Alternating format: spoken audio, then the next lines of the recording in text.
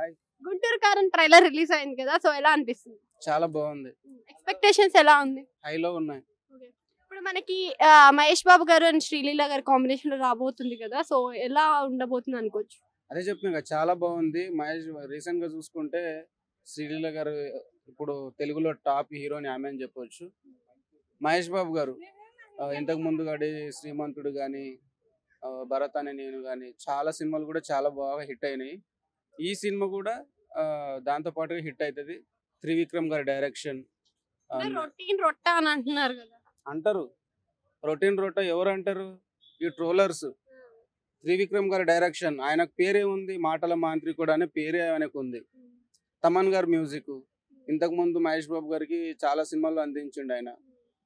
చూసుకుంటే ఓవరాల్ గా నా సామిరంగా కూడా ఈరోజు ట్రైలర్ రిలీజ్ అయింది, చూశాను, బాగుంది. అండ్ హనుమాన్ చూశాను, ఇంకొక సైంధవ్ కూడా చూశాను, మా పాప వెంకటేష్ సెంటిమెంట్. బట్ నాకు బాగా నచ్చింది ఏంటంటే గుంటూరు కారం, మహేష్ బాబు గారి ట్రైలర్ నాకు బాగా నచ్చింది. అది ప్రీ రిలీజ్ ఇవి అంటే విజయవాడలో పెట్టారు, అది హైదరాబాద్లో పెడితే బాగుండేది. పోలీసులు కూడా ట్రాఫిక్ ఇబ్బంది అవుతుంది అని చెప్పేసి అక్కడ పర్మిషన్ ఇవ్వలేదంట. మూవీ అయితే చాలా మంచి హిట్ అవుతుంది అని అనుకుంటాను.